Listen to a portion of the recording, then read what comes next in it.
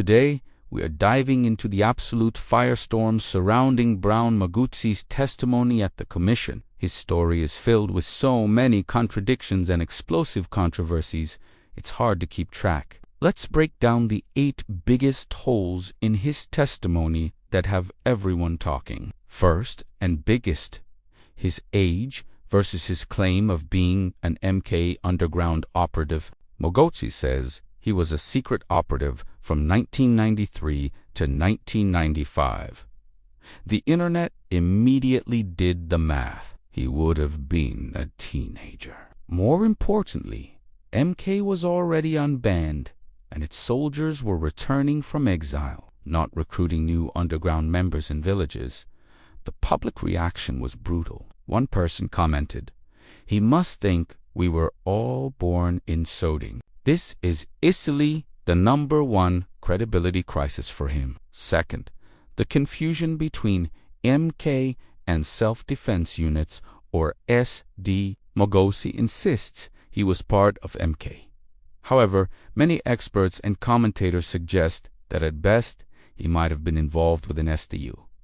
Now, MK and SDUs are not the same thing. SDUs were local, community-based defense groups in townships during the early 90s. They didn't have formal MK training. This suggests he might be inflating his political and military background for clout.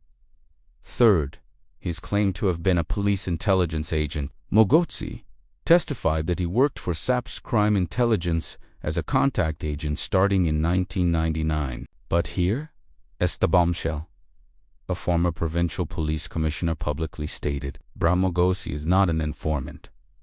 This direct contradiction from a senior official raises huge questions. Was Mogotsi lying? Was SAPS trying to cover something up? Or was he operating completely off the books? It casts massive doubt on his entire intelligence narrative. Fourth, his relationship with Minister Senzo. Mogotsi tried to downplay their connection, claiming they weren't deeply linked. But multiple witnesses have testified that Mogotsi was Mchunu's associate, his fixer, his go-between. There are allegedly messages, calls, and meeting records that tie them together. Even Mchunu himself once called him my comrade, only to later claim the media misquoted him. This inconsistency is one of the most suspicious parts of the entire commission. Fifth, those WhatsApp money messages. Alleged screenshots show him discussing payments of over 100,000 rand, political influence, and favors. While Mogotsi implies these payments were innocent or misunderstood, the commission has evidence suggesting he was a middleman in deals involving vote buying and selling political access. This feeds the narrative that he's actively downplaying his role in a much larger corruption network. Sixth, the singing. Yes, the singing. When the questions got tough and his testimony started to look shaky, what did he do? He reportedly began singing a hymn. This is a tactic we've seen before from witnesses under pressure. For the public watching, it sends a clear signal. As one user put it, when the lies get heavy, the hymn book comes out. It creates the perception that he was just trying to dodge the hard questions. Seventh, the Seweding problem.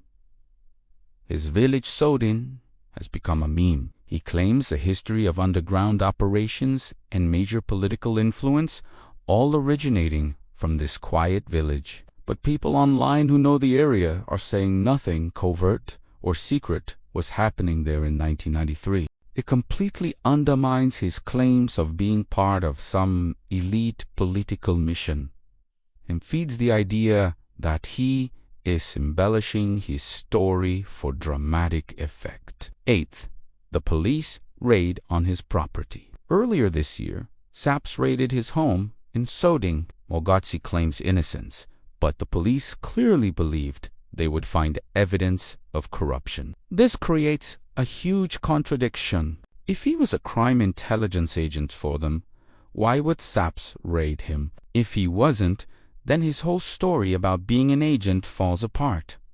It's a lose-lose for his credibility. Finally, the timeline just doesn't add He claims he was in MK from 93 to 95, and then in SAPS intelligence from 1999.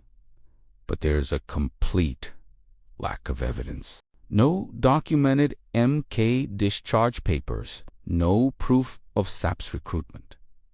No photos, no archives, no references. This gaping hole in his timeline makes his entire story highly questionable. So what do you think? Is this a case of a massively embellished history? Or is there something more to the story? Let me know your thoughts in the comments below. Thanks for watching, and don't forget to like and subscribe for more deep dives.